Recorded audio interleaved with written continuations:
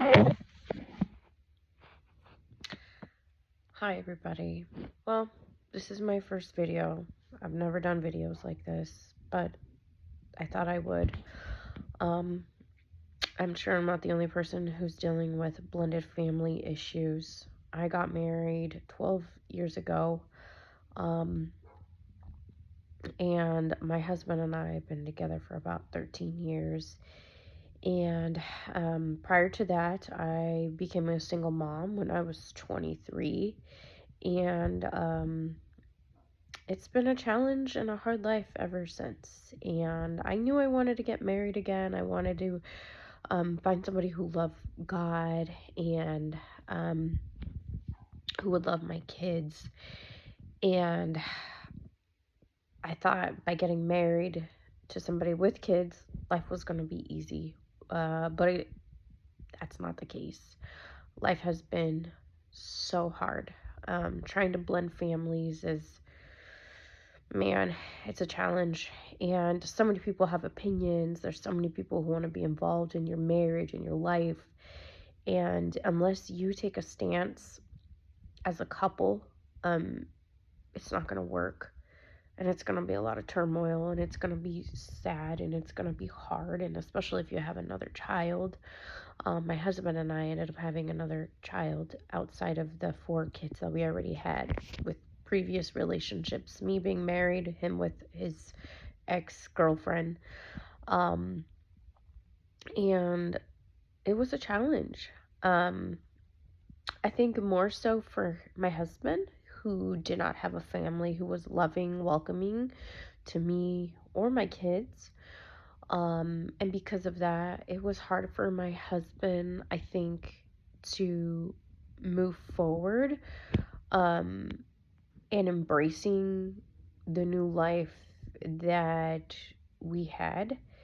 And he was always so focused on trying to make his family happy, his kids, and it caused a lot of pain in the marriage. Especially for me, I was the provider, the caretaker. When we first got married, I was going to college, and I was the one who was every day with these kids. And it made it really hard. It made it hard to love my own children because my husband had his 2 daughters full time. And we got married when the kids were, 2 of them were 5 years old, one was 3, and his oldest daughter was 9. And I had to take care of everybody. While trying to go to school, I had to clean and cook and do everything the mother is supposed to do, right? However, it was not reciprocated for my children. And their father was very absent. He hardly ever wanted to pay child support. The mother of my stepdaughters never paid child support. When I would bring up the issues of, she doesn't provide, she doesn't help, his mother, his sister, especially his mom, would just get really upset at me. He would too. He would tell me, I don't need to do that. She doesn't need to provide. I'm the father. You married me knowing that, you were always going to take care of my kids. And I get that. I did marry him with those children full time, yes. Um, but I also didn't receive love, and my children did not receive love. So what was expected of me never happened for them. And that's where the problem came for us in our marriage, was that, and just how tough it was to be, I think, the best stepmom, the best mom to my own children. And today, unfortunately, because I was never able to be a good mother, because I was angry, bitter, resentful, I had to have my son go live with his father permanently as of last year in August. And this year in February, we went to court, and I lost in court. I lost, And I now have to pay my ex-husband $1,970 in child support for both of my children. And I've been in tears. I've been crying. I worked so hard to have the job that I have. I went to college. I did everything right. I never took this guy to court. I wanted him to be a father. And I knew that if I would have done that to him, he would have been resentful and he would have never wanted to see my children. And everything I did was for them. So the minimal that I would get in child support, it was because I wanted him to be there for them. I wanted him to see them, to love them. But those things never happened. And my son is 16 and he became very resentful. He hates me. He blames me for everything.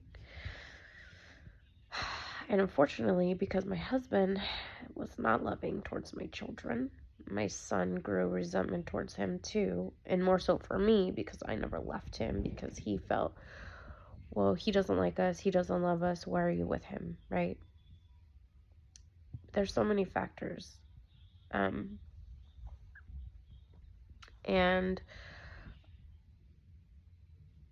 I think if my ex-husband would have been around more, I think my son would have been happier.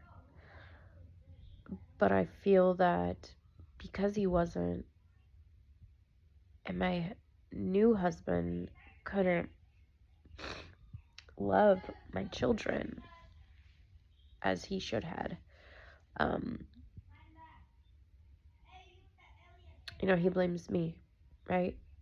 But I had a new son. I got married in church. I believed in God. I was like, I prayed constantly, like, oh, okay, he's gonna change, he's gonna love my kids, but at the end of the day, it was my fault. My husband never changed, and he wasn't abusive. He just didn't really love them, didn't pay attention to them, didn't care about them as much as he loves his own daughters. And he blames it all on the culture, on his family. But when you love somebody, you have maturity and you have love for them and you have love for their children. And I was expected to love his daughters and do everything for them. And that grew a lot of hurt in my heart for my husband. Because here I am today, neither one of my kids live with me. Both of my husband's daughters do. My husband's mother and his sister still butt in our lives till this day. Thankfully, the mother of the girls is no longer involved because she was all the time. My husband respected her. He would put her before me constantly. And he would tell me it's because she was the mother of his daughters. Although I am the mother of his son. His only child. His only son. Blended families. It's hard. And it's a mess. And if you're wondering why did I stay all these years, because I did not want my new son, who's 8, go through what my other children went through.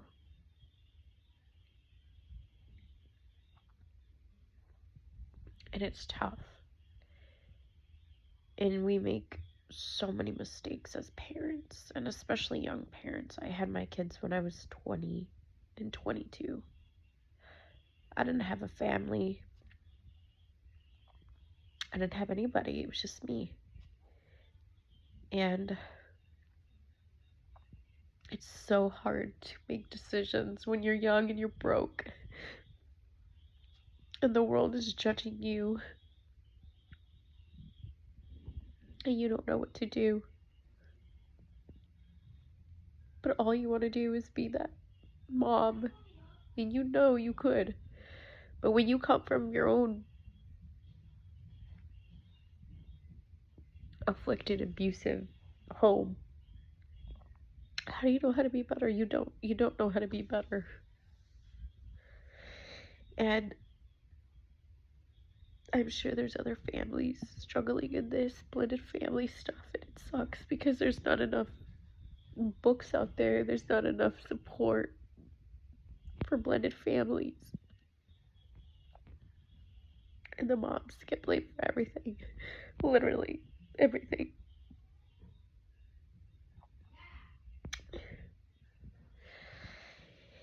And there needs to be more emotional support out there for blended families. It's a broken life. And if you've never lived in that, don't judge a person. Don't judge them. Don't judge them at all.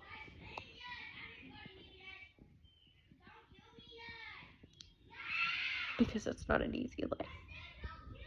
And whatever man loves and embraces his new wife's children, wow, kudos to you, because wow. Look at this. I'm literally crying all over. But this is wrong. This is true. And this is blended families. The emotions are out of control. They're wild. And like I said, if you're that man that's going to love and respect that woman and those children, you're going to have a good life.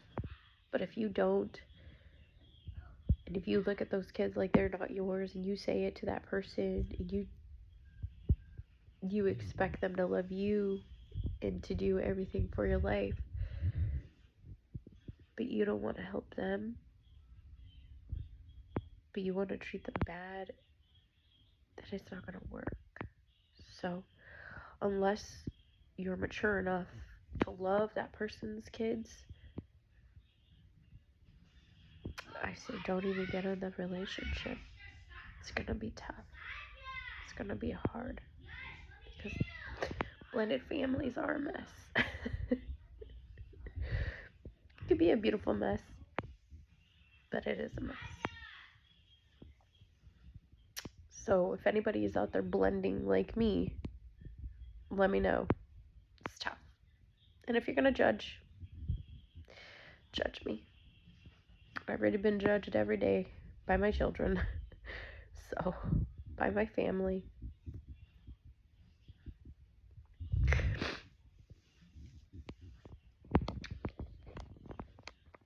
If you're blending, let me know.